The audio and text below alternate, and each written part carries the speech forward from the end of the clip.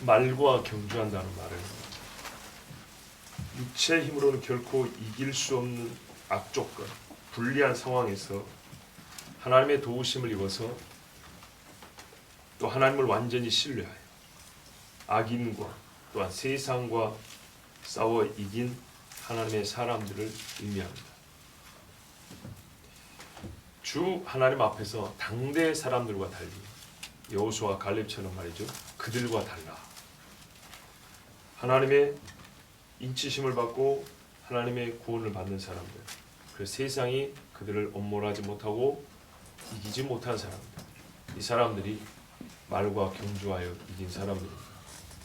그러다 보니까 한마디로 이들은 신앙의 위인들이라고 이름을 붙일 수 있고 믿음의 시험을 인내하여 이긴 사람들이라 또 그렇게 부를 수도 있고 3년 전 여름에 어둠을 이긴 빛의 사람들이란 주제로 특별 새벽기도를 했었습니다.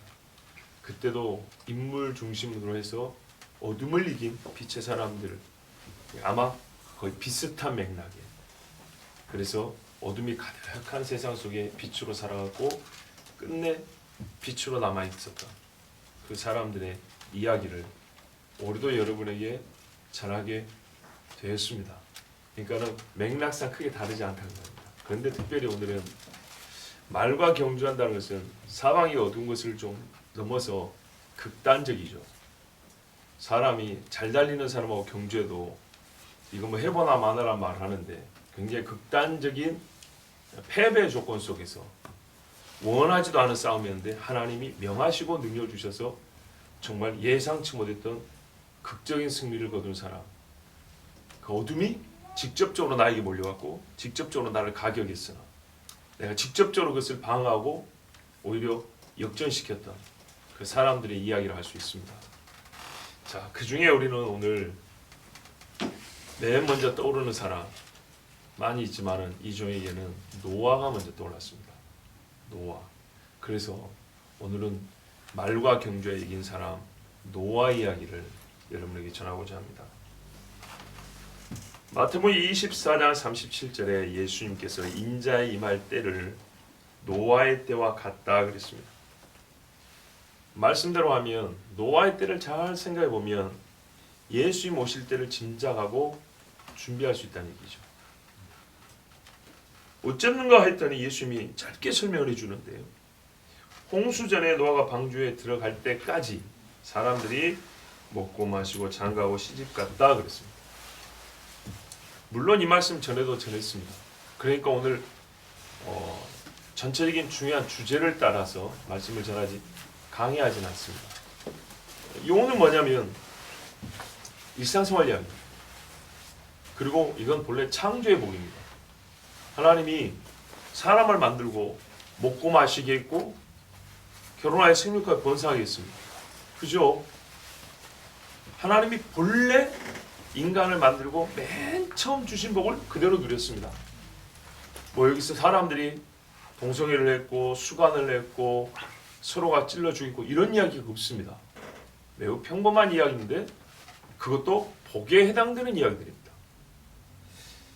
홍수가 나서 그들을 다 멸하기까지 깨닫지 못하였으니 자, 이 부분에 이제 문제가 있습니다.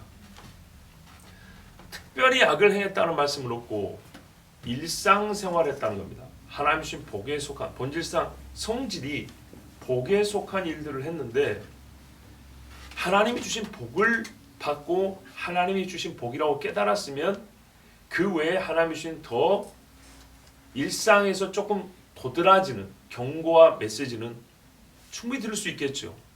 즉 늘 누리는 거 무딜 수밖에 없잖아요. 근데 늘 누리는 무딜 수밖에 없는 것들이 아 이게 하나님이 주신 복이다 이렇게 생각하는 사람은 하나님이 도드라지게 주시는 징조와 표적과 메시지를 못 알아먹을 수 있을까요?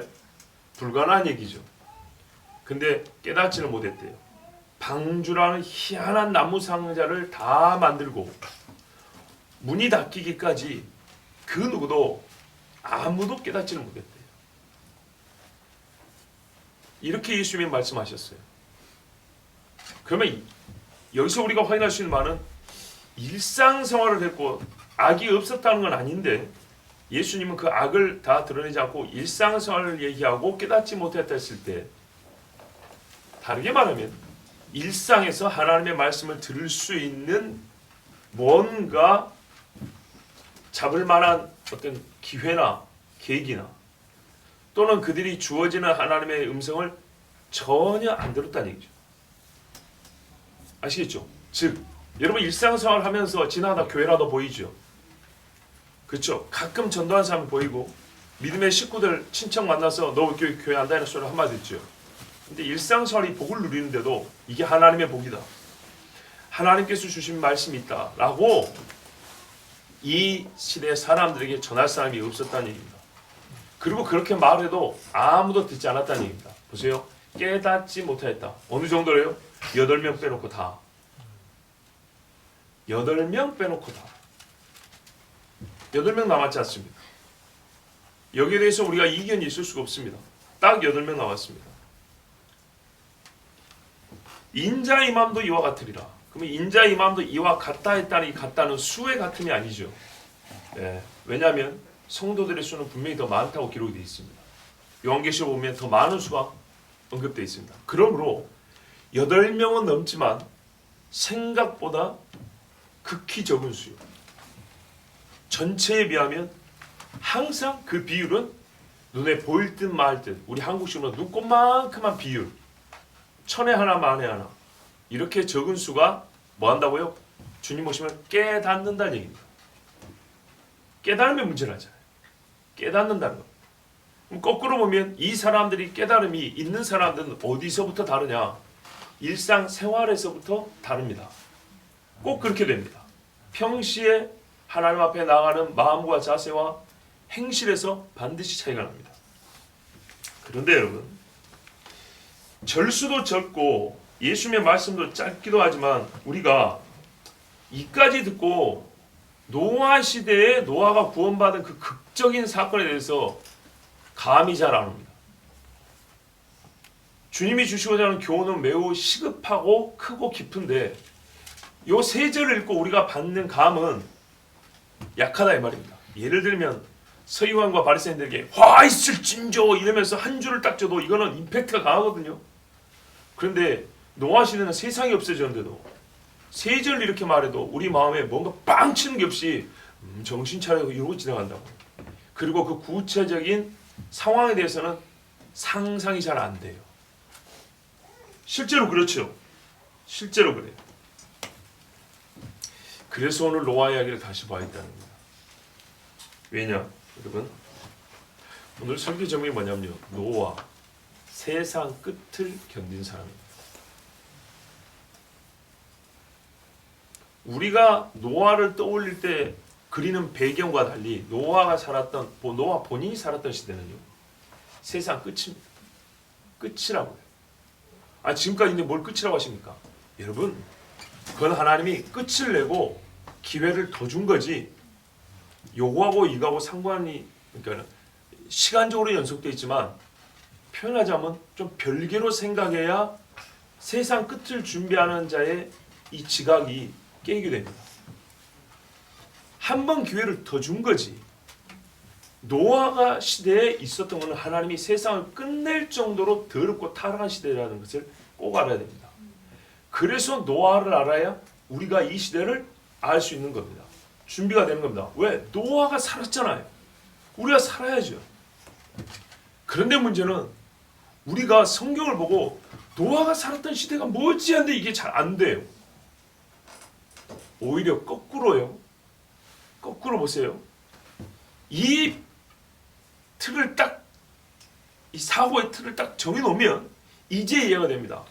아, 노아가 세상 끝을 사는 사람이구나. 아시겠죠? 물로 심판하고 불로 심판하고. 우리도 여러분 이걸 완전 끝난 게 천년이 있어요? 새하늘과 새 땅도 있어요? 그런데 말이죠, 하나님이 인친자를 빼고 나머지를 다 죽인다는 입장에서는, 그런 맥락에서는 똑같은 거예요. 똑같은데 워낙에 옛날 일이고 우리가 실제로 그 시대를 경험해보지 않아서 그런지, 말씀을 뭐랄까요? 설 읽어서 그런지 약해요. 그런데 감사하게도 오늘 우리가 노아로부터 지금 마지막 때까지 이 중간이 아니라 실제로 마지막에 가까워 살다 보니까 이제 이 마지막을 지금 이 끝의 마지막을 경험하고 보니까 노아가 이제 깨달아지는 거예요. 이제 보이는 거예요. 무슨 말이냐? 시집가고 장가갔다 그랬죠. 우리 시대 시집을 어떻게 갑니까? 아, 그때도 동성했겠구나. 감이 안 잡히십니까? 똑같다고요. 수간을 하죠. 개하고 결혼식 하죠. 그죠? 시집 가고 장가를 하는데 어떻게 시집을 갔을 거라고 생각합니까? 어떻게 장가를 갔을 거라고 생각합니까? 일상생활에 밥을 먹는데 요즘에 가장 더럽게 먹는 방법들을 한번 생각해 보세요. 마지막이 되니까 사람들이 모든 걸 더럽게 해요. 아, 시집 가고 장가고 먹고 마셨다는 게 이렇게 퍼먹었다는 얘기구나. 여기서 더 간 거예요. 왜? 여러분, 우리는 아직 끝나지 않았죠. 그렇죠? 노아는요, 이 모든 것들의 타락의 극치를 경험해서 하나님이 끝내버렸어요. 쉽게 말하면 한 번 인간은 인간의 삶의 모든 영역에서 최고로 악한 것을 경험해봤어요. 하나님이 없애버릴 정도로. 그리고 다시 시작해서 또 악해지고 있는 중이에요. 또 악해지고 있는 중이라 악해지기 시작할 때는 우리가 얼마 안 악한 것 같아요. 그래서 홍수 심판이 감이 잘 안 와요. 그런데 우리가 악해지고 하다 보니까 거꾸로 노아 때 이렇게 힘들었겠구나.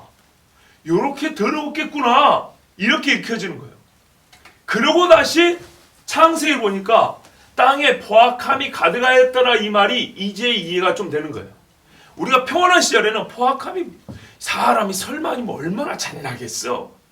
아이고 그렇게까지 했으려고 이런데 20세기에 대전을 두 번이나 겪고 동족 상련의 비극을 겪고 예수쟁이들을 억울하게 죽여놓은 먹을 자는 수없이 보고 나니까 세상에 포악이 가득하다는 게 이런 거였겠구나. 이제 감을 잡아가는 중이라고요. 그래서 거꾸로 우리가 끄트머리 가까이 하면서 깨닫고 경험하면서 창세기를 다시 보니까 안 읽혔던 노아 시대가 보이는 거예요. 노아 시대가 보이는데 이것이 뭐랄까요? 도우미가 되니까 예전에 이만큼 보였던 게 이제 확 열려보는 거예요.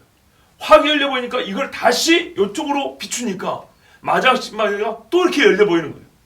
이런 식으로 우리는 볼 수밖에 없는 참 작은 눈을 갖고 있었다는 것을 최근에서 다시 깨달았습니다. 지금 무슨 말이냐? 창세기와 마태복음을 별도로 해석해서는 감이 잘 안 오고 깨달음도 약하고 가슴에 충격도 약해요. 해석은 되는데 충격이 약해요. 근데 창세기와 마태복음을 이렇게 보면서 우리 시대를 그대로 보면서 이렇게 다시 비춰보니까 노아 시대의 고통과 어려움이 뭔지 이제는 그려진다 그 말입니다. 자, 그래서 오늘 한 절 한 절 보지 않고 오늘의 전체 주제는 뭐냐? 노아가 어떻게 그 시대를 견뎠을까에 대한 그 감만 좀 잡아도 우리가 많은 것들을 얻는 시간이라고 저는 그렇게 봅니다. 이 한 가지에 집중하겠습니다. 우리가 아무리 상상을 해도 잘 미치지 못했던 노아가 살았던 시대, 그가 어떤 시대를 살았고 그가 믿음을 지켰다는 것이 어느 정도로 힘을 다해야만 지킬 수 있었던 것인가에 대하여 아는 것이지만 우리의 상상력을 조금 더 증폭을 시켜보겠습니다. 이것이 하나님의 말씀을 깨닫고 주님 오실 날을 준비하는 데 분명히 도움이 될 것입니다. 자, 보십시오. 창세기 말씀 보면 하나님께서 사람을 뭐라고 판단하냐면 1절부터 간단히 한번 볼게요. 땅 위에 사람이 번성할 때 딸들 낳는데 하나님의 아들들 사람의 딸들과 아내를 삼았다. 여기는 네피림 원의 설교였습니다. 자, 결론적으로 나는 여러 갈래 해석이 있지만 타락한 영들이 육체와 결합했던 때가 있다고 나는 그렇게 믿습니다. 그렇게 해석하는 것이 가장 납득하기는 어려운데 가장 오히려 논리적입니다. 그리고 이 일로 말미암아 하나님은 크게 진노하여 인간의 수명 120년 어간으로 최종적으로 줄여버렸습니다. 이게 120년을 심판한다는 말이냐, 120년 수환이 된단 말이냐, 역시 헷갈리는데, 여기서 그들의 날은 120이 되라는 것은 보통 수환을 제한하는 것으로 일단 나는 그렇게 봅니다. 그럼에도 불구하고 사람이 어떻게 합니까? 죄를 지니까 또 나중에 시편하면 7, 80이라고 그러죠. 근데 실제로 그렇습니다. 창세기 보면 수명이 계속 줍니다. 노아와 첫 홍수 있을 때까지는 900세를 살다가 그 후에 아르박사 시대 하면 400년, 500년으로 바늘토막이 나다가 그 다음에 아브라함 시대 하면 거의 200살 가까이쯤 줄다가, 그죠? 모세가 120입니다. 하나님의 사람 중에 최고라고 할 수 있는 사람 모세가 120 이러고 죽었습니다. 자, 이렇게 볼 때 우리가 불확실한 것은 성경에서 근거와 증빙 자료가 눈에 띄면 띌수록 조금 더 가능성이 높아지는데 일단 그렇게 봅니다. 자, 네피림이 있었다 했습니다. 네피림이 사람의 딸, 하나님의 아들들이 사람의 딸 들어와 자식을 낳았다. 고대의 용사라, 고대의 명세 있는 사람들아, 엠메르카르,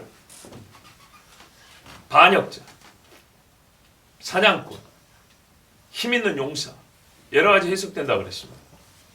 자, 이 사람들이 살았던 때라 그랬습니다. 근데 이 시대가 얼마나 악하냐? 세상에 죄악이 가득하고 사람의 마음으로 생각하는 것이 항상 악하다 그랬습니다. 하나님의 판단입니다. 잘 들어보세요. 세상의 모든 곳에 죄가 가득하고 생각하는 모든 계획이 항상 악하더래요. 그러면 이 말씀을 그대로 해서 어떻게 하면 100%다 죄라는 얘기입니다. 100%. 그래서 하나님이 어떻게 했냐? 땅 위에 사람 지으셨음을 한탄했는데 쓸어버린다고 그랬습니다. 쓸어버리는데 사람만 쓴 게 아니라 땅 위에 호흡 있는 걸 다 쓴다 그랬습니다. 왜 그랬을까요? 사람이 저주를 받으면 땅이 저주를 받아 실제 저주의 효과가 나옵니다. 그리고 실제로 사람의 지배를 받는 것들이, 여러분, 짐승도요, 악한 본성이 사람이 어떤 사람이 기르냐에 따라 다릅니다. 못된 사람이 기른 짐승은 아주 포악합니다. 선한 사람이 기른 짐승은 순합니다. 같은 종인데도 그렇게 차이가 나요? 말씀 그대로 보면 세상에 있는 호흡이 있는 것들 중에, 사람의 영향권 안에 있는 것들 중에 하나님이 눈뜨고 볼 수 있는 놈들이 없다, 이 말입니다. 그 다음에 하나님께서 노아를 은혜를 주셨는데 참 놀라운 건 그가 500세에 아들을 낳았다는 겁니다. 아주 늦게 낳은 겁니다. 하나님의 섭리가 있습니다. 뭐 하나하나 오늘 구체적으로 보지를 못합니다. 그리고 아들 셋을 낳았고 11절에 다시 말합니다. 요 시대에 아들이 자라는 환경도 어떻게 했냐? 온 땅이 하나님 앞에 부패, 포악함이 땅에 가득했다 했습니다. 여기를 찍어봐도 포악해요. 저기를 눌러봐도 악이 나오는데 폭력성, 살해, 살의, 잔인무도한 마음들이 어떤 사람이든지 찌르면 이만큼씩 묻어나오는 겁니다. 하나님이 보신즉 땅이 부패하였으니, 자 여러분, 이 말씀이 뭡니까? 5절의 반복이죠. 그죠? 부패하였으니 이는 땅에서 모든 혈육 있는 자의 행위가 부패함에 따라 모든 자 다 악하다. 자 여기 보세요. 아니 로마서에 보면은 우리는 다 물러가 죄인이고 선한 자 하나도 없다는 인류의 보편적 본성을 말하는 게 아니라, 그게 아니에요. 보편적 본성이 악한데 그 본성의 실제 발로 표현되어 나오는 증거들이 실제로 악한 것으로 가득하다는 얘기예요. 하나님이 노아에게 뭐라고 말씀해요? 내가 모든 혈육 있는 자의 포악함이 땅에 가득함으로, 보세요, 그 끝날이 내 앞에 이르렀으니. 요거 꼭 읽으세요. 이게 모든 해석의 단서입니다. 그 끝날이 내게 이르렀으니 내가 그들을 땅과 함께 멸하리라. 이렇게 하고 하나님이 너는 살려줄 테니까 방주지어라 그럽니다. 자, 이제부터 보십시오. 이 땅의 일들이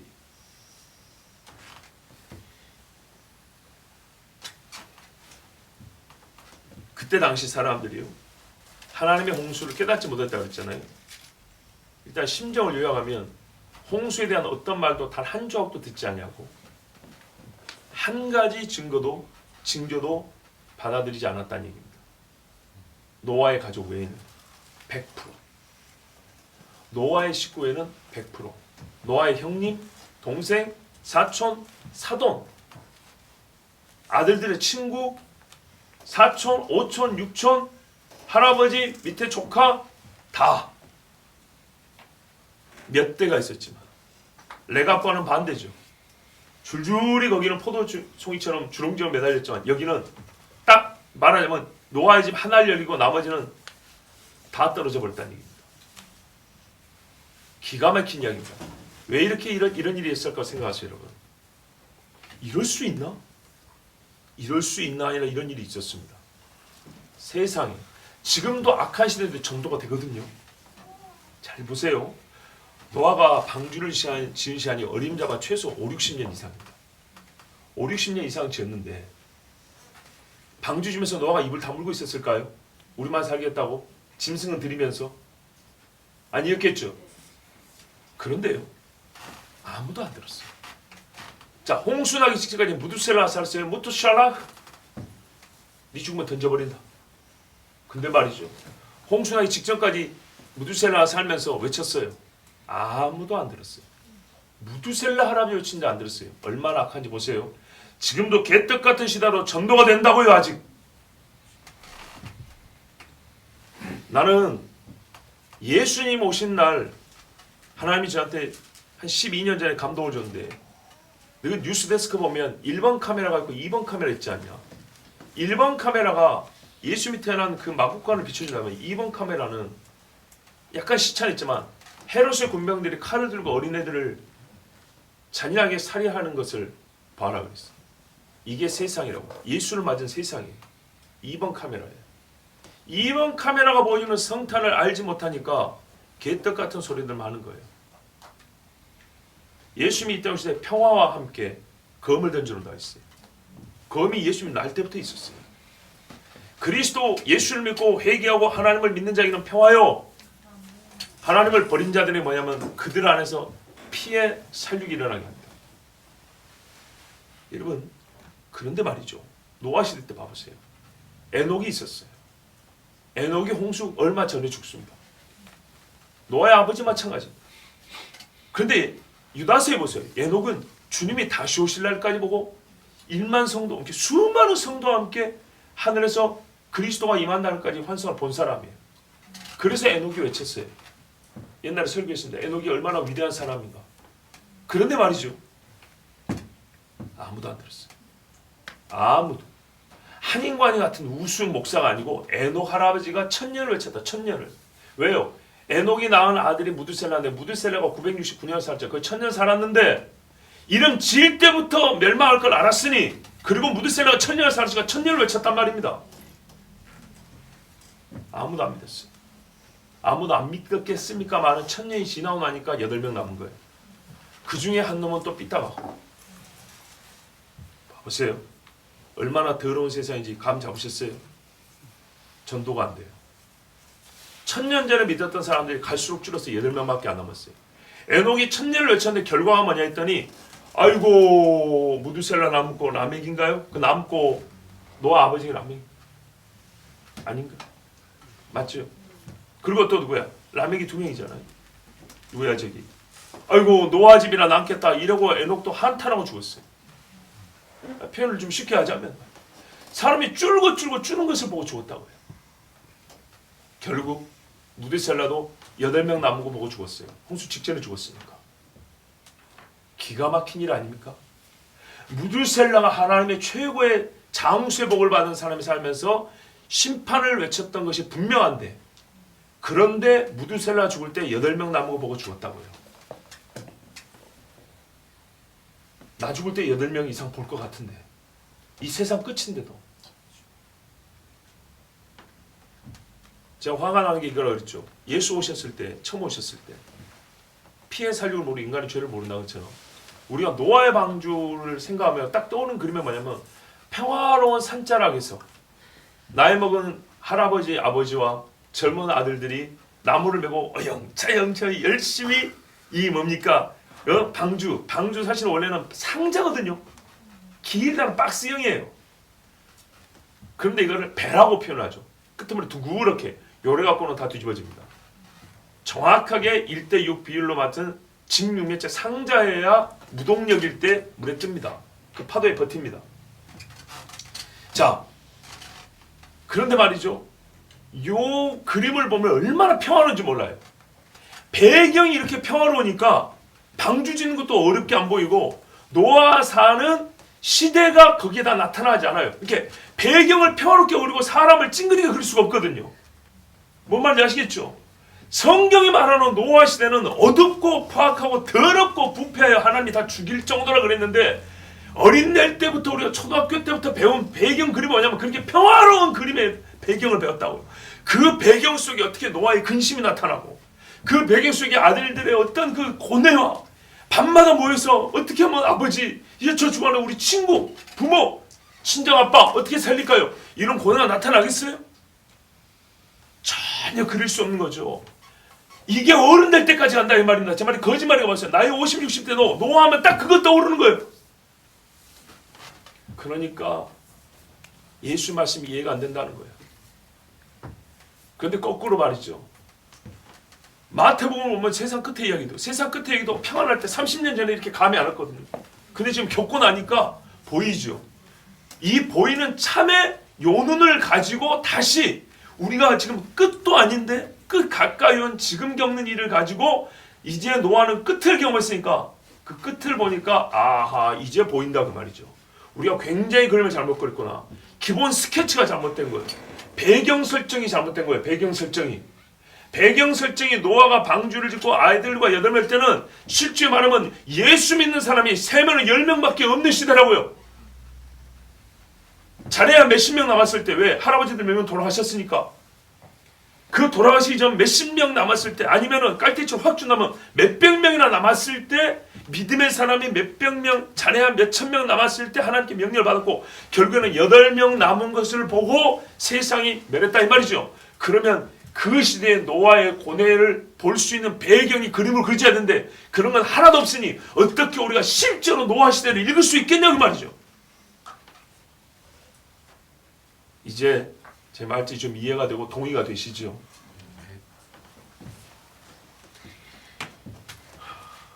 우리가 노아의 때를 예수님 말씀들도 많이 부족함을 느낍니다. 다시 말씀드리면 예수님 태어나신 날 평화로운 밤으로 배경으로 그린 다음에 인물을 집어넣고 그림을 완성하는 것처럼 노아의 때를 그릴 때는 높지만 평화로운 어느 산을 배경으로 하고 그곳에서 열심히 일하는 밝은 얼굴의 노아와 그의 식구들을 채워 그림을 완성하기 때문에 그 시대를 실제로 볼 수가 없습니다. 배경이 너무 밝아 인물을 배경에 맞춰 그림을 그리기 때문입니다. 배경을 잘못 그려놓고 인물을 그 배경에 맞춰 그린다고요. 배경에 맞추더라 배경을 성경대로 그려야 되는데 소돔과 고모라 이러면 평화롭게 그립니까? 아니죠. 기본 설정이 불과 형이 떨어지는 어두운 날로 그리죠. 노아의 때는 배경을 그렇게 그려놓고 시작해야 되는 거예요. 그래서 인물이 겪은 고뇌와 고통과 당대의 어둠을 제대로 파악하지 못하고 노아가 파악이 안 되는 거예요. 노아의 때가 파악이 안 되고 노아가 견딘 믿음의 시험이 뭔지를 알 수가 없는 거예요. 여러분 이렇게 한번 또 하시죠. 2020년, 2021년 1년여간에 우리나라 교회를 여러분 그림을 그려보세요. 교회 건축할 때 조감도 있죠. 조감도 아시죠? 멋대로 그려진 거. 그 조감도 같은 그림을 배경으로 놓고 성도들을 그 가운데 끼워놓는다고 생각했어요. 성도를 다 마지막에 그려요. 그런 그림으로 2020년을 설명할 수 있습니까? 대한민국 교회를? 불가능하죠. 꼭 그런 식으로 노아의 시대를 그린다 이 말입니다. 어떻게 이 1년 동안에 우리의 고뇌와 이 믿음의 싸움을 그릴 수가 있냐고요. 그렇게 해가지고 성도들의 고통을 표현할 수가 없습니다. 기도한 사람의 기도를 들려줄 수가 없습니다. 그런 그림으로. 자, 그러므로 우리가 노아의 때가 인자의 임함로가 같다 라고 할 때 배경 설정을 다시 해야 됩니다. 그겁니다. 배경 설정이 달라지면 노아의 주름이 보이고 노아의 눈물과 탄식이 들리거든요. 노아의 때를 생각합니다. 여러분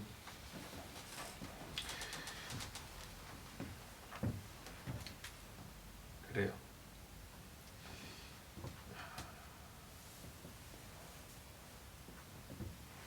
노아의 시대에 8명이 남았다는 게 어떤 의미일까요? 그 전에 믿음의 사람도 있었죠. 할아버지 세대. 급격히 줄었다는 얘기입니다. 왜 줄었을까요? 사람은 똑같으니까 지금을 생각해 보세요. 왜 줄었을까요? 첫째는 안 배워요. 세속에 빠져서. 안 배우고 안 듣고 안 가르치는 거예요. 세상이 좋아. 두 번째는 위협과 핍박이기 때문에 위협과 핍박에 실족하는 거예요. 또 미혹에 넘어가는 거예요. 배도하고 똑같아요. 그런데 그 속도가 얼마나 빠른지 확 줄어버렸어요. 그래서 8명 남았어요. 마지막 때도 마찬가지입니다. 마지막 때의 차이는 예수를 대체할 것이 생겨가지고 더 미혹이 커요. 적그리스도라고. 그때 당시에는 누가 그런 미혹의 역할, 그리스도를 대신하는 그런 자리에 있었을까요? 네피림류입니다. 홍수에는 니무롯입니다. 여러분, 노아 당시에 사람들이 여호와를 경외한다고 죽임을 당하지 않았을 거라고 생각하십니까? 바로 이게 폐차이라는 겁니다. 세상의 끝이 되었고 예수 믿는 사람이 지금 죽어가고 그때도 세상의 끝이라고 했고 하나님이 분명히 여호와 경외하는 사람이 8명밖에 안 남았는데 죽이지 않고 8명만 남을 수 있었겠습니까? 뭐라 말하면 5만 대가 폭력이랍니다. 사람들이 모인 데 가서 어떻게 일을 해결해 봤더니 주먹으로 해결합니다. 100%. 힘 있는 놈이 어디 가서 우세해야 합니다. 뭔 말인지 아시겠죠? 공평과 정의라는 게 없어요. 힘 있는 놈이 1등이고 폭력을 잘 쓰는 사람이 항상 우세한 그런 세상입니다. 정직과 도덕이란 양심이라는 것이 통하지 않는 세상이에요. 지금 요만큼 남았는데도 괴로운데 그때는 그게 없다는 얘기 하나님 말씀입니다. 그래서 더 이상 참을 수가 없대요. 이것부터 설명해야겠군요. 여러분, 하나님의 판단 기준은 항상 똑같죠. 봐주세요. 하나님이 잘 들어보세요. 하나님께서 소돔과 고모라의 불과 유황으로 때릴 정도로 화를 냈죠. 그러면 거기에 딱 맞는 만큼의 죄가 있었다는 얘기예요. 거기에 딱 맞는 죄의 형벌을 때리세요. 언제나 똑같아요. 그런데요, 잘 보세요. 기준이 틀어진 게 아니라 기준에 충족한데 기다려주는 경우가 있는 거예요. 이해가 되십니까? 요 개념 구분을 하라고요. 엄마가 매를 드는 분노의 게이지가 있어요. 아이가 이렇게 잘못되고 요까지 화참 항상 매를 들어요. 그래서 아들도 진작에 요 정도 있으면 엄마 매를 들겠다고. 이게 엄마의 공의감이에요. 알겠어요? 부모가 갖고 있는 자식을 키울 때 나름대로 기준이 있어요. 여기까지 하려면 내가 요 매를 들어. 여기까지 네가 나를 진노하면 이렇게 형벌을 내려. 이게 있어요. 하나님은 이게 변하지 않아요. 근데 바뀌는 건 뭐냐면요. 이게 공의에 딱 맞게 형벌을 내릴 그 분노가 찼는데 시기를 지금 때리느냐 기다려주냐 요 차이가 있지. 판단의 기준이 달라졌거나 옛날에는 이만큼 죄를 지었는데 요만큼 화를 냈어요. 딱 맞게. 근데 시간이 지나니까 하나님도 마음이 넓어서 요만큼 차야 화를 낸다. 그런 게 아니라고요. 똑같은 하나님이에요. 그래서 보세요. 2번의 기회를 준다는 것이 그것은 자비와 은혜를 별도로 더 준 것이지 2번의 기회를 줬다는 것은 화가 덜 나서 이 형벌이 이 죄가 작다는 뜻이 아니에요. 아시겠죠? 노아의 홍수 때 세상을 다 쓸어버렸어요. 인자가 오실 때 불로 세상을 다 쓸어버린다고요. 그죠? 똑같아요. 다 쓸 때는 하나님이 다 쓸 수밖에 없는 진노가 찬 거예요. 요건 똑같아요. 똑같은데 어떻게 했어요? 하나님이 이걸 그래서 쓸었다고요. 요 진노가 차게 한 그 사람들은 쓸림을 다수 심판을 받았다고요. 받았다고요. 요 사람들이 다시 살아나가지고 노아하고 같이 리바이벌 한 게 아니라고요. 이해되세요? 쓸어버릴 진노까지 채우고 쓸어버렸어요. 그리고 하나님께서 다시 시작을 한 거예요. 요 기회 안 줘도 되는데 준 거라고요. 아니 각자 개인도 생각을 해보세요. 개인의 경우를 욕을 차서 이걸 쓸어버리고 하나님이 기회를 더 줬어요. 이 세상 마지막에 쓸어버렸어요. 말하자면 더 기회를 안 줘요. 아시겠죠? 안 준다고. 요 차이가 있지. 쓸어버리기까지 요만큼 좋아차면 쓸어버리고 요만큼 좋아차면 쓸어버리고 요거는 어떻게 해요? 똑같다 그 말입니다. 똑같다. 성전이 한 번 무너지고 2번 무너질 때 봐보세요. 우리가 조금 더 엄밀히 말하면 우리의 뇌리 속에는요 첫 번째 성전이 무너질 때 이스라엘의 죄가 더 커요. 솔로몬이 성전 짓고, 그죠? 한 500년 서 있었잖아요. 그죠? 헤롯이 성전 짓고 AD 70년에 무너져 버렸잖아요. 아니 수르바벨부터 치더라도. 그죠?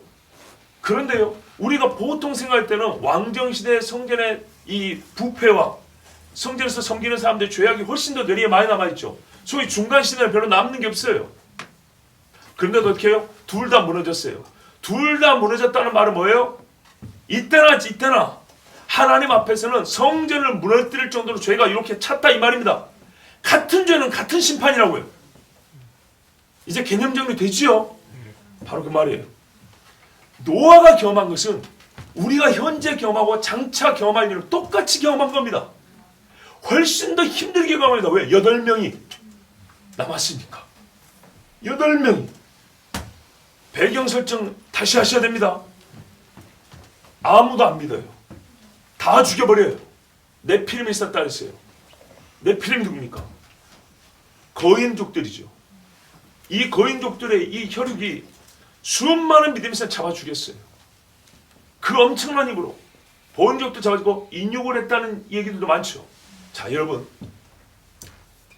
이 죄악을 얘기하면서 제가 기술적인 문제를 하나 드릴게요. 테크닉 이야기. 그게 뭐냐면 소위 문명사인데요.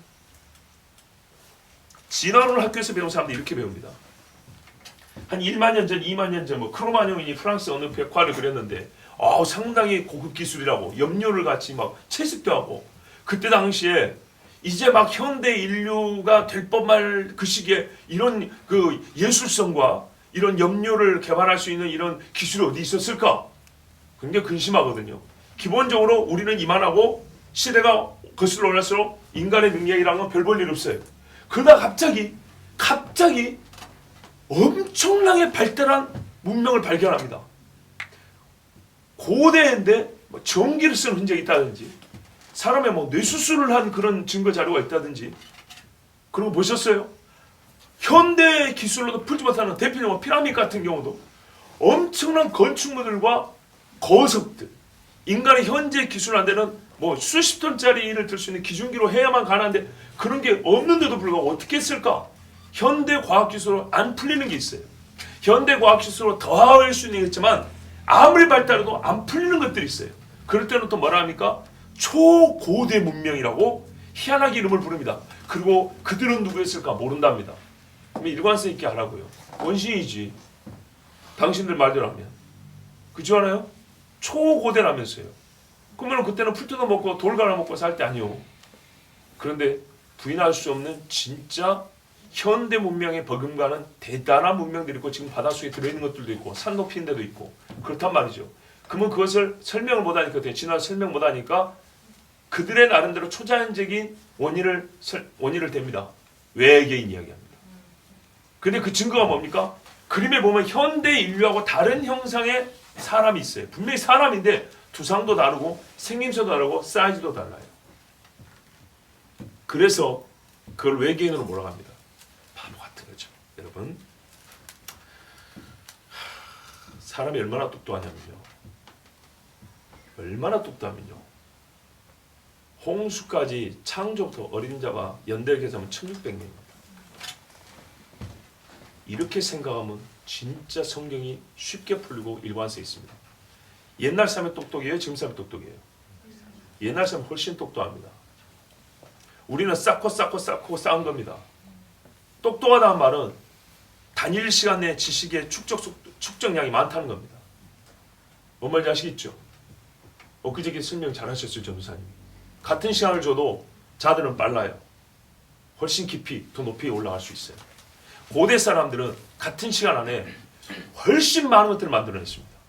어마어마한 것들을 만들어냈습니다.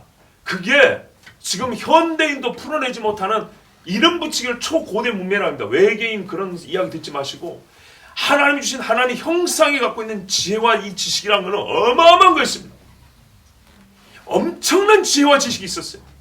여러분, 부살렐과 오홀리압이 말이죠. 뭐 했죠? 금속을 가공했습니다.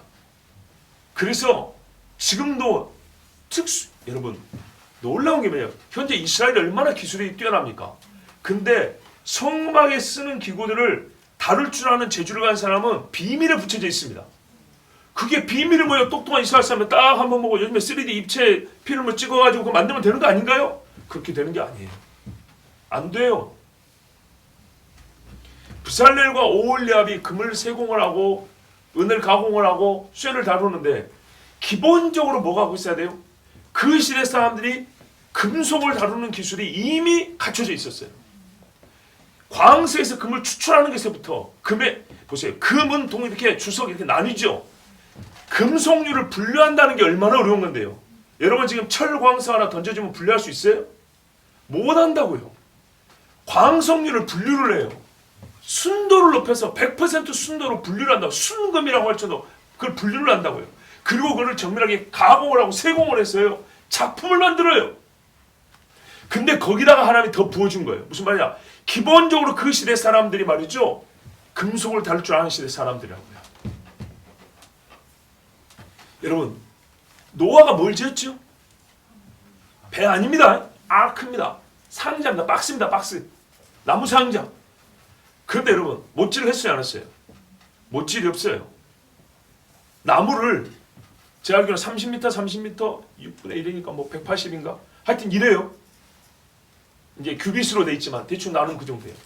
여러분, 30m짜리 끊기지 않고 한 면이 30, 이게 이제 가로란 말이죠. 이게 짧은 부분이에요. 30m짜리 나무를 여러분 연장 없이 자를 수 있나요? 요걸로? 뭔 연장으로 잘랐을까요? 여러분 공구상에서 파는 그런 연장으로 30m짜리 자를 수 있어요? 불가능하죠. 어떤 연장을 쓸지가 생각하세요? 지금 이제 벌목하는 데 가보세요. 수십 미터짜리 나무를 넘어뜨리면 지금 현대인도 얼마나 힘든가. 수십 미터 내지는 100단위 나무를 쓰러뜨려서 이거를 나무를 절단하고 가공을 하고 엮어가지고 방주를 만들었어요. 역청을 바른대요. 여러분 풀 바르듯이 바르면 나무가 붙을 것 같습니까? 그 엄청난 두께의 나무가 그 무거운 것을 어떻게 이어 얹었을까요? 이걸 어떻게 이어서 30m를 쌓아 올리냐고요. 남들이 도와줬을 것 같습니까? 세상 끄트머리 사람들이 교회 지나면 나중에 도와줄 것 같습니까? 건축회사들이 교회 지으려니까 돈 더블로 줄 테니까 교회 지어달라면 잘 지어줄 것 같습니까? 제 말을 한 번만 더 용서해 드립시오. 나는 기독교 현실주의자라고. 이건 내 표현입니다. 누가 비슷한 표현 쓰긴 하죠. 이건 나만의 표현이에요. 나는 이 말씀을 그대로 있는 대로 보니까 보이는 거예요. 하나님의 능력이 보이는 거예요. 봐보세요. 그리고 그때 당시 사람들 보세요. 노아가 전문 건축가도 아니고 무슨 엔지니어가 아닙니다. 그런데 이걸 됐다는 거 봐요. 그 시대 사람들이 기본적으로 목재를 다루는 기술을 상식 수준에서 갖고 있어야 되는 겁니다. 거기에 하나님이 플러스 알파를 해주는 것이지 목재를 다루는 기술이 전혀 없는데 나무를 알아서 절단을 해준다고 어느 날 가보니까 하나님이 다 말려놓고 재단해가지고 쌓아주고 하나님이 했더니만 나무가 쑥쑥 올라서 지가 막 쌓인다거나 이런 게 절대 아니라고요. 역청을 어디서 구해요? 접착기를 어디서 구하냐고요. 어느 정도로 발라야 될까요? 양을 얼마나 말려야 될까요? 어디다가 발려야 될까요? 무슨 솔로 칠했을까요? 하나하나 생각을 해보세요. 문을 열고 닫는데 요즘에 돌적이라는 게 있잖아요. 문을 열고 이렇게 그죠? 경칩. 그거는 뭘로 만들었을까요? 엄청나게 무거운 문을. 짐승이 아무리 작아도 사람보다 큰 짐승이 있을 거 아니에요. 새끼를 갖다 치더라도. 그러면 그 엄청난 거를 들이고 했을 때 곡식을 미리 넣고 쌓아댔다 했어요. 썩지 않고 건조하는 기술. 건조시켜서 먹을 수 있도록. 그죠? 홍수에 습기차입니다. 1년 내내 물 위에 떠 있습니다. 비 오고 습기차면 다 썩 없어져버려요. 이거를 썩지 않게 하는 방법. 하나하나 생각을 해보세요. 얼마나 많은 지식을 갖고 있어야 되는가. 이걸 하나님이 잠자고 나니까 이따 그냥 싹 다운로드 시켜줄 생각하십니까? 아니요. 그 시대 사람들에게 주신 그 시대 사람들이 불과 1000년여 안에 가지고 있었던 엄청난 지식들이 전수되고 그 당대 사람들이 기본적인 지식은 갖고 있는 겁니다. 그것을 하나님이 더욱 활용하게 하시고 능력을 더 부어주신 거죠. 아마 무드셀라 할아버지가 죽기 전에 도와줬을 거예요. 나는 그렇게 봅니다. 에노 할아버지 죽기 전에 도와줬을 거예요. 이 할아버지에 대해 도움을 좀 받았겠지만 여러분 당대 과학기술 얘기하는 겁니다. 엄청나게 발달합니다. 우리 생각하고 차원이 다릅니다. 지금도 방주는 만들려면 어렵습니다. 그 식으로 똑같이 못 만듭니다. 지금은 막 드라이버를 하고 막 볼트 쪼이고 이렇게 만들어야 모양을 만들지 노아가 만들었던 식으로 똑같이 못 만듭니다. 똑같이 만들어서 파도 25m짜리를 못 견딥니다. 근데 하나님이 시킨 대로 했어요. 그게 됐어요. 기가 막히죠. 방주인이 힘들었을까요? 쉬웠을까요? 힘들었겠죠. 방해하는 사람 있었을까? 없었을까요? 야 웃고만 지나가면 흥! 영감이 미쳐가지고 노망이 들었나? 이러고만 지나갔으면 다행이에요. 세상 끄트머리에 여러분 교회 불지는 사람이 없을까요? 말하자면 방주는 생명선이죠. 생명선. 세상 유일하게 남은 성전이 교회라고 생각하시면 이해가 쉬워요. 그걸 밤마다 지켰을까요? 안 지켰을까요? 밤잠을 잘 수 있었을까요? 그 큰 걸 어디다 숨겼을까요? 어려운 이야기입니다. 정말 어려운 이야기입니다. 이제 우리가 평온할 때 이야기 들으면 감이 잘 오는데 세상 끝이니까 이제 감이 들죠. 내 말이 그 말이에요. 세상 끝을 경험하고 있으니까 이게 오히려 보인다 그 말이에요. 악성이 어느 정도로 생각하세요? 바로 그거예요. 엊그저께 1년 전까지만 해도 친했던 사람인데 가서 보니까 나를 보자마자 눈을 흘리고 있는 거예요. 아 이제는 얼굴 못 보겠구나. 이 일을 경험했을 겁니다. 자녀들이 시장 갔다 와다가 아버지 우리한테는 물건 안 판답니다. 저기 신상을 써놓고 사람들이 절하는데 안 모인 사람들은 물건 안 판답니다. 이런 일을 안 들었을 것 같습니까? 사람들이 온갖 자기들의 기술로 우상을 수며 거기다 네피림 엄청난 힘을 가진 사람들이 곧 말 그대로 세계 제국을 형성하고 살았던 시대입니다. 그 시대에 노아의 식구가 살고 있습니다. 그리고 많은 여호와를 경외하는 사람들이 실족, 배도 시험에 빠져서 떨어져 나오고 떨어져 나오고 그 일가 친척가 직결혼 하나도 몇 명인데 몇백 명씩 살면서 애를 낳는데 근데 요즘 가족이 적으니까 그나마 낫죠. 수십 명, 수백 명의 일가 친척이 다 떨어져 나온 것을 봐야 돼요. 고조 할아버지 때는 같이 믿었을 거 아니에요. 근데 3대 내려오니까 아무도 없는 거예요. 이거를 죽었으면 모르는데 몇백 년을 살다 보니까 이거를 다 눈으로 보는 거예요. 떨어져 나온 소식을 듣고 떨어져 나온 걸 눈으로 보고 짐승에게 절하고 귀신에게 절하는 것을 상을 바치는 것을 보는 거예요. 그러면서 믿음을 지켜가야 되는 거예요. 보통 어려운 일이 아닙니다. 여러분 당신이 누구랑 결혼했을까요? 결혼식을 어떻게 했을까요? 네피림과 사람이 결혼하는 것을 보면서 노아가 울지 않았을까요? 사람들이 그럽니다. 동성애는 요즘만의 일이 아니고 옛날에도 있었다고. 그렇다고. 그러면 왜 그런 말을 합니까? 오래된 것이기 때문에 사람들이 뭐랄까요? 그것을 우리가 막을 필요가 없고 옛날부터 있어 습성이니까 그걸 허용하는 것이 좋겠다고. 천만의 말씀이죠. 옛날부터 있었던 것을 다시 죄를 지으면 어때요? 죽겠다는 얘기죠. 자, 여기서 이제 한 걸음 나가야 됩니다. 이렇게 해서 말이죠. 불과 1000몇백 년, 1500년, 600년 안에 세상이 끝이 올 정도로 인간은 타락했어요. 아시겠죠? 이게 가인의 죄입니다.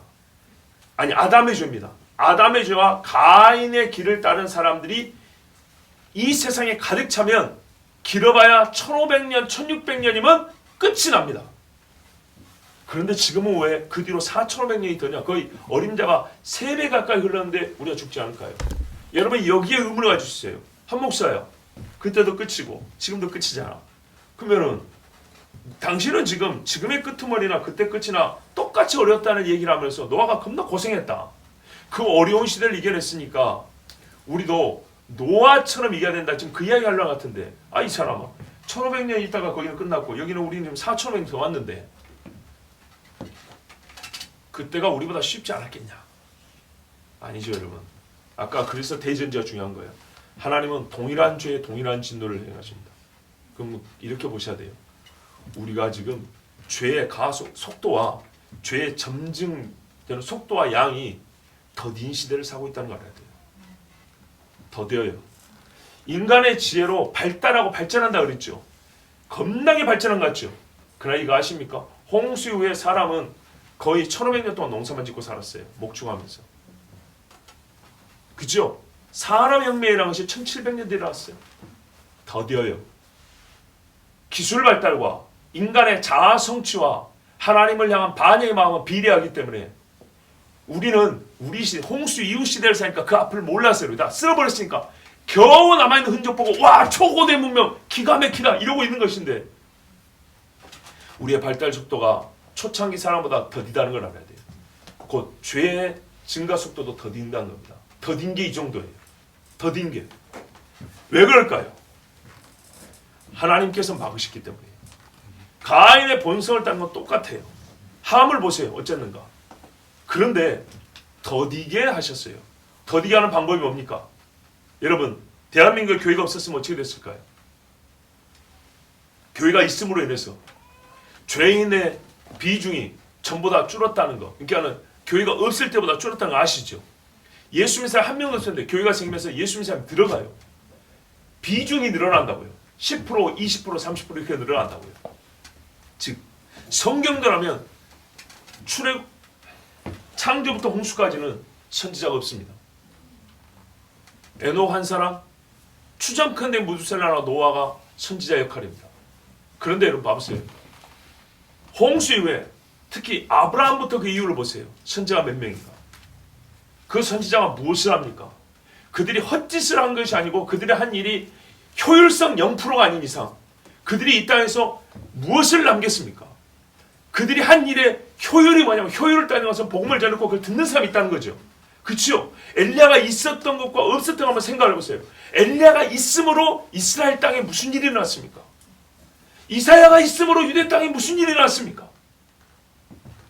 사람 하나가 있고 없고 때문에 무슨 일이 일어납니까? 하나님은요 더디게 하는 방법으로 계시를 더 넓혀줘요. 더 많이 보여줬어요. 선지자와 사도들을 보십시오. 그리고 예수님이 오셨어요. 예수님이 오시고 허다한 증인들이 세상 곳곳에 퍼져나왔어요. 이 사람들이 있는데도 불구하고 아무 상관없이 죄의 속도, 증가 속도가 초창기와 같다. 그럼 이 사람들은 한 일이 아무것도 없는 거예요. 하나님이 이 사람들과 함께하지 않은 거예요. 그죠? 전도사님들은 마찬가지잖아요. 여러분의 사역이 뭐 하는 거냐 이 말이죠. 여러분의 사역이 스스로 0%라고 생각합니까? 효율성이? 0%면 여러분을 통해서 예수 믿는 사람 한 명도 나오면 안 돼요. 그런데 이 수많은 선지자와 사도들과 그리스도의 증인들이 있습니다. 그리고 예수께서 오셨습니다. 예수께서 오심으로 세계 일반 역사도 세상이 바뀌었다는 거예요. 솔직히 말해서 세상이 바뀌었지만 한편으로는 세상이 움찔했어요.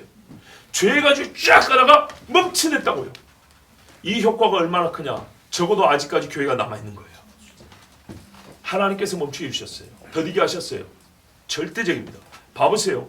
전에 여러분 들었어요. 아브라함의 아들 장가보려 어디다 보냅니까? 종을. 하란, 바단 아람이죠. 갈대아 울에서 하란 옵니다. 여기 옵니까? 고대 리블라. 여기 누굽니까? 본토 친척 아비집. 아르박삿. 셈 아르박삿. 그러니까 뭐냐면 노아의 셈 족속 있죠? 셈 족속이 아브라함 시대하고 겹쳐요. 동시대라고요.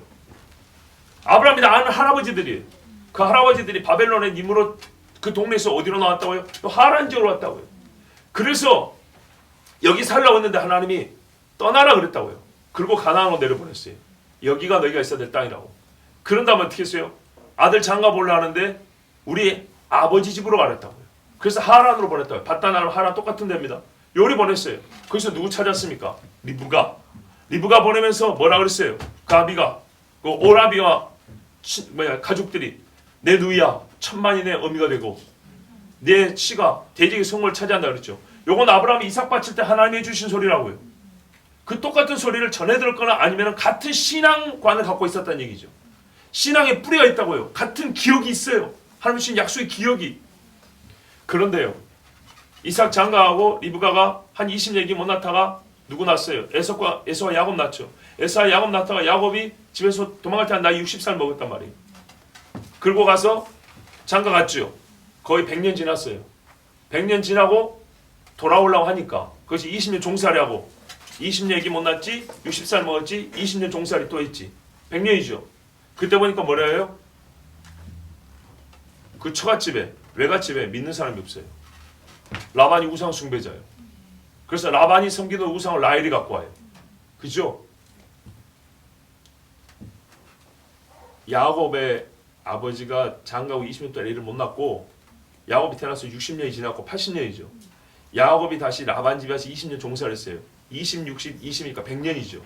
100년 지나고 그 집을 떠나러 올 때 볼 때니까 내 누이여 천만의 어미야들 이 소리는 없고 드라빙 우상이 있더라 이 말이에요. 100년 만에 소멸해버렸다고요. 우리 일가 친척 이야기도 있잖아요. 시집 올 때 온 집이 믿는 집이었는데 한 50년 지나고 나서 봤더니 그 할머니 집에 믿는 사람이 별로 없더라고요. 그러니까 하나님 믿는 사람이 없어요. 자, 근데 홍수에도 네피림이 있었다 했죠. 옛날 신명기 강의 때 여호수아 때 다 드린 말씀이에요. 네피림이 어디에 분포해서 사냐 보면 성경을 보면 주로 가나안 땅에 분포해 살았어요. 가나안 지경에. 그래서 에돔과 모압과 암몬이 네피림을 부르고 삼순밈이라고 에밈이라고 부르고, 그죠? 아낙 족속들. 가나안의 땅이 그 남은 찌끄러기는 주로 블레셋과 연합해서 살고 있고 이스라엘 친다고요. 넓게 보면 아브라함의 가족 친척들이 이스라엘 족속이 가나안에 들어갈 때 가기 전에 미리 가나안 지경에 있는 이 네피림 후예들을 다 정리를 해줍니다. 그리고 가나안에 있는 네피림은 이스라엘이 치웁니다. 근데 그나마 남아있는 놈들이 주로 어디에 있냐면 블레셋에 들어가 살았습니다. 블레셋과 연합해서 끝까지 이스라엘 괴롭힙니다. 즉 네피림 류는 말이죠. 이 변종들은 죄악으로 말미암아 탄생했지만은 그들의 삶의 목표는 뭐냐면 이스라엘 진멸입니다. 그러나 하나님께서 이 가나안을 들어가게 할 때 네피림을 함께 매라고 가나안 주경을 이렇게 돌아들면서 네피림을 싸우고 들어가게 하셨습니다. 그 정도로 네피림이 있었다면 이스라엘 사람들, 아니 옛날 고대 사람들이 이 네피림으로 말미암아 믿음을 갖기가 어렵고 무서워서 신앙을 잃고 배도하는 사람이 엄청나게 많이 있을 수밖에 없다는 것을 우리가 알아야 합니다. 하나님께서 말하면 그들은 백향목, 성벽을 높이 하늘까지 닿고, 그렇죠? 성경에 보이잖아요.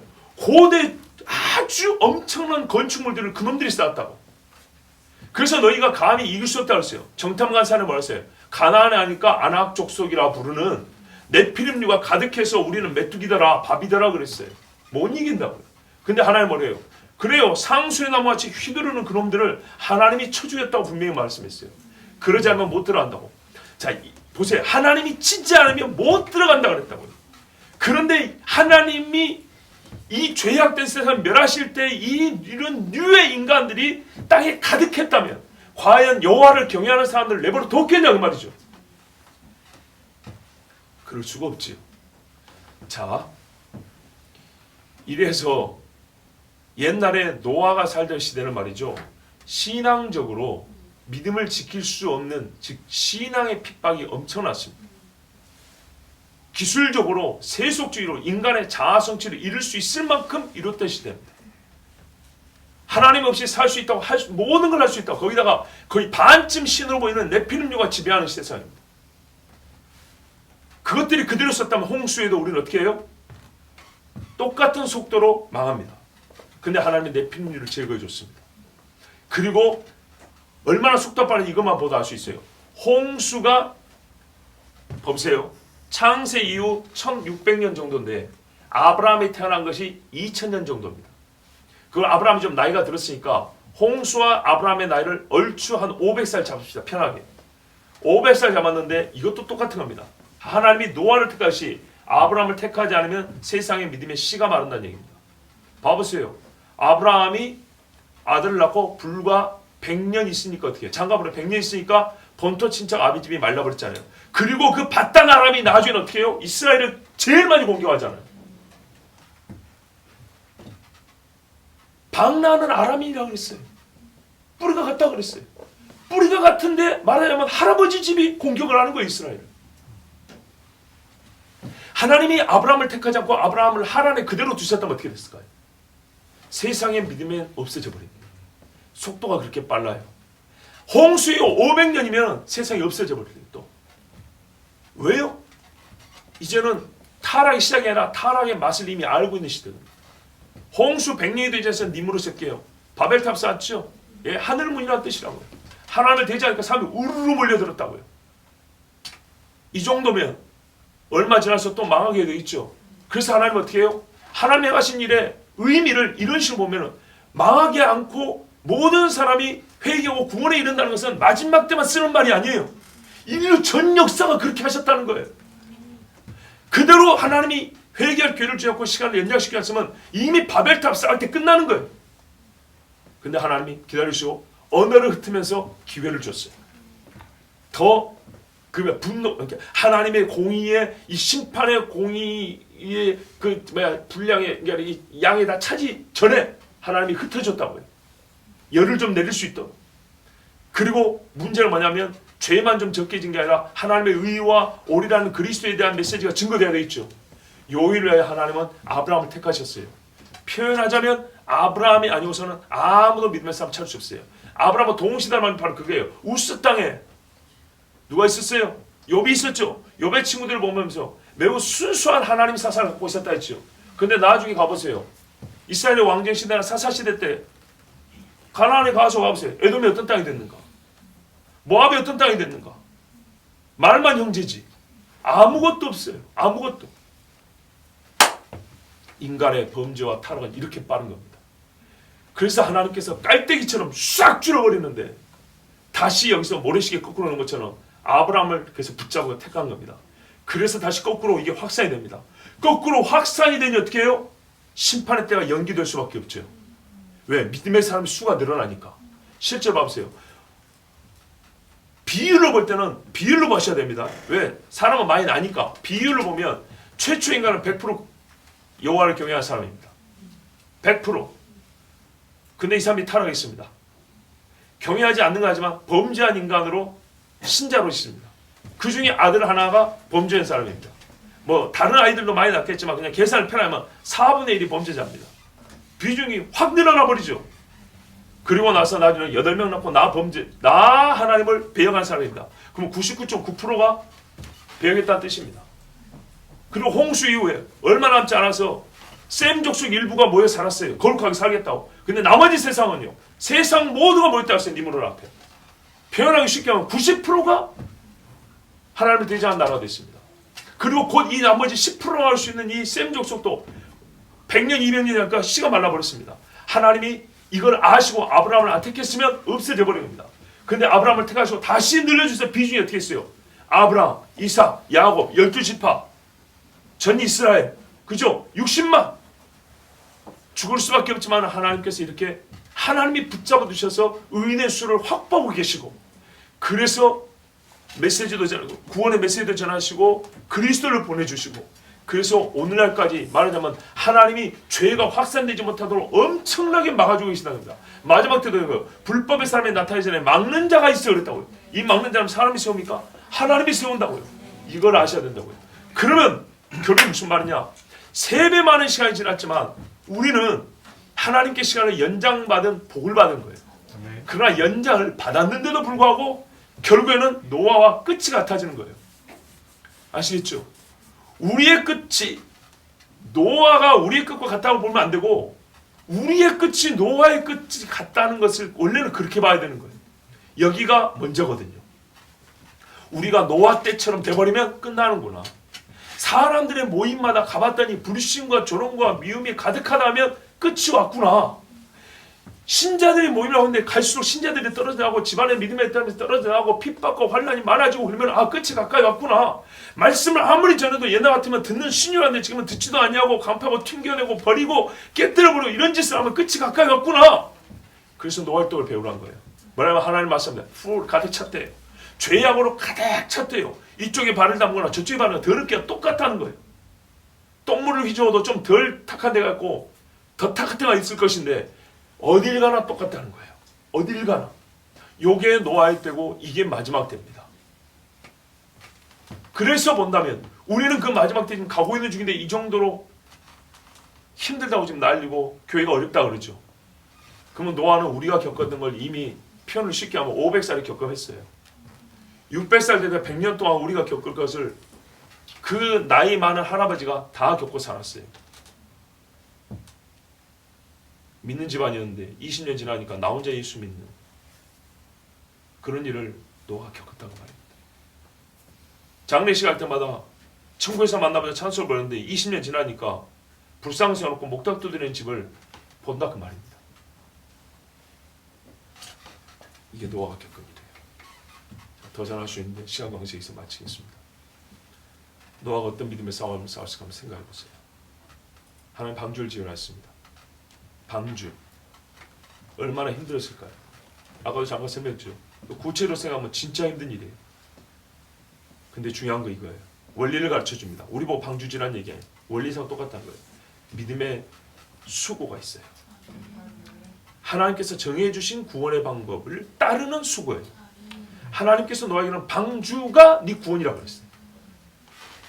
절대 방주를 변형시키거나 재료를 바꾸거나 하나님이 정하신 때를 놓쳐버리면 안 됩니다. 누가 뭐라 해서 설교들을 바꾸면 절대로 안 됩니다. 하나님이 정해주신 구원의 방법이 있어요.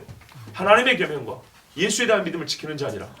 믿어버리면 절대 구원 못 받아요. 근데 노아가 방주 짓고 방주를 지키고 방주에 올라타는 과정까지 이제 여기 나머지는 여러분이 말씀 보고 이제 찾으세요. 얼마나 어렵겠냐 아시겠죠? 요거 하기 어려웠어요. 예수 못 믿게 하고 성경 삐뚤어버리고 하나님의 신성한 능력과 초전적 기적을 제거하는 사람들이 많아요. 이대로 따라하면 여러분 방주문 닫혀버립니다. 성경이 닫혀버립니다. 구원 못 받습니다. 노아는 세상 끝을 견뎌낸 사람이었어요. 외롭게도 8명 남은 그 시대를 경험했어요. 그리고 8명 남아서 행복했냐? 그 이후의 삶도 행복하지 않았어요. 왜? 죄가 완전히 사라지지 않았기 때문에 그는 또 고통의 삶을 살다 죽었어요. 그런 면에서 우리가 더 나아요. 우리가 경험할 끝은 오히려 그리스도를 만나고 물론 1000년이 지난 다음에 또 한 번 미혹이 있다 했지만 노아보다 나은 셈이에요. 노아가 홍수에 한 300년 더 살죠. 그 정도면요. 세상에 다시 심판 문 앞에 하는 것을 보고 죽는 거예요. 예레미야 때나 모세 때나 이스라엘의 믿음 얻기는 매한가지인데 모세 때는 자라는 과정을 본 거고 이 정도지만 올라가는 과정이 이 정도였고 예레미야 때는 피크였던 게 내려온 거예요. 다윗과 솔로몬 때 이만한 게 내려와서 이 정도예요. 똑같이 10%라면 모세는 올라가는 과정에서 10을 받고 예레미야는 떨어지는 과정에서 10을 받았어요. 여기서 보면 더 올라갈 게 보여. 성전 질 것도 보이고. 근데 여기서 보니까 어떻게 해요? 성전이 파괴될 게 보여요. 얼마나 괴롭겠어요. 노아는 여기를 산 사람이에요. 여러분, 예수님 말씀합니다. 노아의 때를 보라. 인자의 마음도 그러하리라. 그래서 극히 적은 수가 남아요. 힘쓰고 애쓰고 싸워야 방주 짓듯이 주님이 정하신 구원의 길을 꼿꼿하게 걸어가야 구원받아요. 아멘. 피를 흘리고 생각을 어그러뜨리고 우리 육체를 유혹하는 일들은 8명이 남을 수밖에 없을 정도까지 그렇게 파고 들어와요. 공격이 와요. 그렇게 교회도 있고 신자들도 있습니다. 그런데 노아가 어떻게 했어요? 결국 견뎠어요. 믿음의 시험을 견뎠어요. 그리고 그 노아가 구원을 받았습니다. 노아를 보고 배우라 합니다. 끄트머리를 사는 사람들. 말과 경주에 이긴 사람 맞죠? 요단강의 창이라면 어떠하겠느냐? 홍수가 나서 온 세상의 물이 춤을 출 때 뛰놀 때 어찌하겠느냐를 견딘 사람이 노아인 거예요. 그러므로 여러분 우리는 노아 같은 믿음이 있어야 되고 이 어려움을 이겨야 합니다. 여러분 노아를 묵상하십시오. 제가 더 많이 전하지 못했지만 여러분 노아를 개인적으로 묵상하시고 하나님의 말씀을 깨닫고 주님 오심을 준비하시기 바랍니다. 이제부터